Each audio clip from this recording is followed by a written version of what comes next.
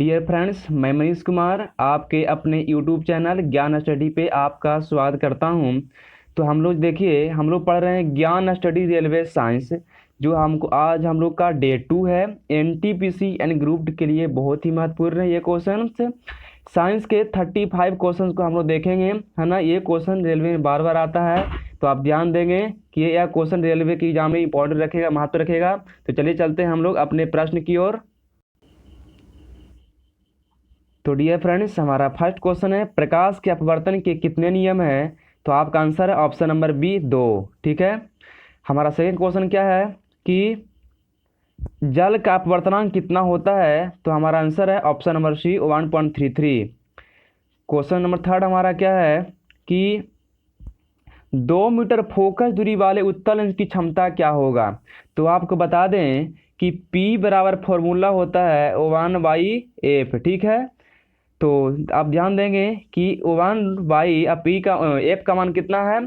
तो 2 मीटर, तो बटा 2 हो गया। अब इसका मान कितना हो गया? 0.5 हो गया, है ना, 0.5। तो 0.5 जो है बताइए प्लस में आया है ना, तो उत्तल लेंस की क्षमता प्लस में होती है। तो प्लस में कहाँ? ऑप्शन नंबर सी में है। तो उत्तल लेंस की क्षमता प्लस में, यानी कि आंसर आपका हो गया 2 मीटर फोकस दूरी वाले उत्तल लेंस की क्षमता कितना? तो plus 0.5D। D for dioptre होता है। ठीक है। अगला प्रश्न हमारा है कि किस लेंस को अभिसारी लेंस भी कहा जाता है? तो आंसर आपका है उत्तल लेंस, बी ऑप्शन नंबर। ठीक है। अगला प्रश्न हमारा क्या है कि उत्तल लेंस के सामने वस्तु कहाँ रखने पर प्रतिबिंब वस्तु के बराबर बनेगा? तो बता दें आपको, इसका ऑप्शन नंबर ए 2F पर सही है ना। इसको बोलते हैं फोकस दूरी के दुगुनी दूरी पर। ठीक है। चलते हैं हम अगले प्रश्न की ओर।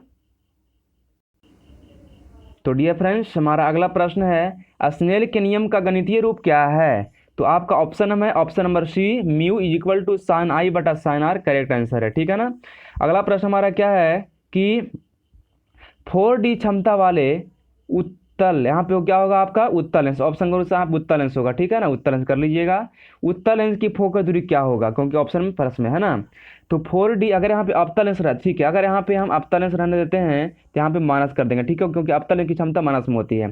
तो -4D क्षमता वाले, है ना, अवतल लेंस की फोकस दूरी क्या होगा? ऑप्शन में जो भी सबके आगे माइनस कर देते हैं, सबके आगे क्या? माइनस में। ठीक है। तो बताइए कि आंसर क्या होगा? तो आपको बता दें कि P बराबर फॉर्मूला होता है 1/, है ना, एफ है।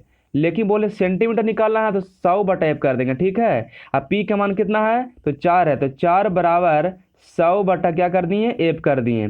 कट गया ना, 25 चौका 100, तो 25 चौका 100 कट गया। तो बताइए f का मान कितना? क्रॉस मल्टीप्लीकेशन करेंगे तो f का मान 25 आ गया, यानी कि माइनस में आ गया, है ना, माइनस में आएगा ना। तो आपका करेक्ट आंसर कितना हो गया? -25 सेंटीमीटर। ठीक है।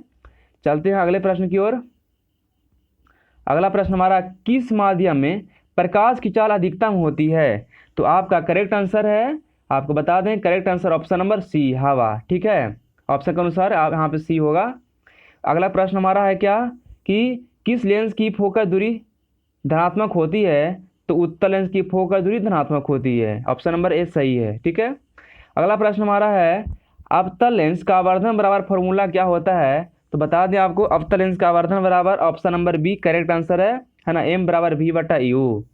अगला प्रश्न हमारा है, चलते हैं हम अगले प्रश्न की ओर।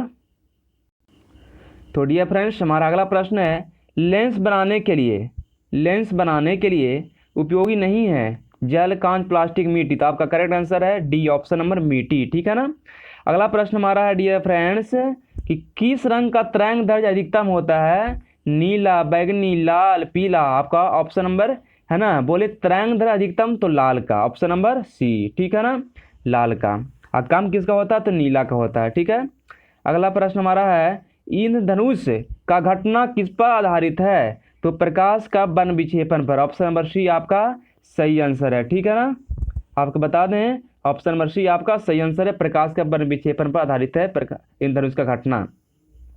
तो अगला प्रश्न हमारा है, शुद्ध जल का pH मान कितना होता है? ऑप्शन नंबर सी सही आंसर है, 7 आपका। अगला प्रश्न हमारा है कि धोने वाला सोडा का रासायनिक सूत्र क्या है? NaCO3, इसको बोलते हैं हम लोग, है ना। ये जो है खाने वाला सोडा का है, इसको बोलते हैं सोडियम बाइकार्बोनेट। Na2CO3 × 10H2O, ये हो गया धोने वाला सोडा का रासायनिक सूत्र, है ना। इसको बोलते हैं सोडियम कार्बोनेट डेकाहाइड्रेट। ठीक है। ये हो गया सोडियम कार्बोनेट, ये हो गया कैल्शियम हाइड्रोक्साइड। तो आपका यहाँ पे जो करेक्ट आंसर है ऑप्शन नंबर बी। ठीक है, अगला प्रश्न हमारा है कि अगला प्रश्न हमारा है क्या, बता दें आपको। अगला प्रश्न हमारा है, तो डियर फ्रेंड्स हमारा नेक्स्ट प्रश्न है कि कोई विलयन लाल लिटमस को नीला कर देता है तो इसका पीएच मान क्या है। तो देखिए लाल को नीला नीला कौन करता है, क्षारक। और क्षारक का पीएच मान क्या होता है, 7 से अधिक होता है। तो 7 से अधिक ऑप्शन में कौन है बताइए। तो ऑप्शन नंबर सी आपका करेक्ट आंसर है। ठीक है, 10। तो डियर फ्रेंड्स हमारा अगला प्रश्न क्या है, अगला प्रश्न है कि निम्न में कौन अवकारक है, निम्न में कौन अवकारक है। तो बताएं, आपको करेक्ट आंसर हाइड्रोजन है, H2 यहाँ पे अवकारक है। ठीक है ना, तो चलते हैं हम अगले प्रश्न की ओर अपने। तो डियर फ्रेंड्स हमारा अगला प्रश्न है कि निम्न में कौन लवण है, HCl, NOH, NH4OH का हॉल्ट NH4OH K2SO4। बता दें आपको कि HCl जो है आपका अम्ल है, ये क्षारक है, ये भी क्षारक है, लेकिन K2SO4 आपका क्या है, लवण है। तो आपका correct answer option number D हो गया। अगला प्रश्न हमारा है कि कौन सा पदार्थ लाल लिटमस को नीला कर देता है। तो बता दें आपको इसका करेक्ट आंसर क्या होगा। तो लाल को नीला कौन करता है, याद रखें, देखेंगे लाल को नीला करता है आपका क्षारक है ना। और जल में घुलने वालों को क्या कहते हैं, क्षार कहते हैं, है ना। जल में घुलने वाले क्षारक को क्षार कहते हैं। यहाँ पे क्षारक तो ऑप्शन में है नहीं, तो आपका क्षार आंसर होगा। ठीक है, अगला प्रश्न है हमारा डियर फ्रेंड्स कि लिटमस विलयन बैगनी रंजक होता है जो किससे निकाला जाता है। तो बता दें आपको लाइकेन से निकाला जाता है। Option number C correct answer है। ठीक है, चलते हैं हम अगले प्रश्न की ओर। कौन विजातीय यौगिक है, कौन विजातीय यौगिक है। तो आपका जो आंसर है ऑप्शन नंबर आपका जो आंसर बता दें, आपका ऑप्शन आंसर जो होगा डियर फ्रेंड्स, आपका करेक्ट आंसर बता दें आपको, है ना।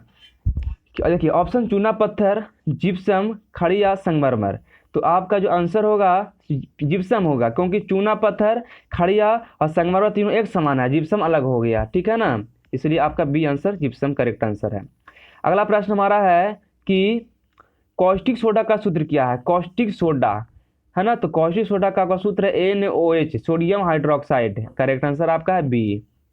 अगला प्रश्न हमारा है विरंजक चूर्ण बनाने में किस यौगिक का प्रयोग किया जाता है। विरंजक चूर्ण बनाने में किस यौगिक का प्रयोग किया जाता है। तो डियर फ्रेंड्स बता दें आपको विरंजक चूर्ण बनाने में किसका प्रयोग किया जाता है, विरंजक चूर्ण बनाने में किसका प्रयोग किया जाता है। तो ऑप्शन नंबर ए में है कैल्शियम हाइड्रोक्साइड। आपका सही जवाब है ए, कैल्शियम हाइड्रोक्साइड। अगला प्रश्न की ओर चलते हैं हम कि CaOCl2 का प्रचलित नाम क्या है। CaOCl2 का प्रचलित नाम क्या है। तो इसका प्रचलित नाम जो है सोडा, नमक, बेकिंग सोडा, है ना। और ऑप्शन नंबर डी में है आपका विरंजक चूर्ण, है ना। ऑप्शन आगे दिखाएंगे आपको। तो आपका आंसर इसका क्या हो गया, विरंजक चूर्ण। ठीक है, चलते हैं हम अगले प्रश्न की ओर।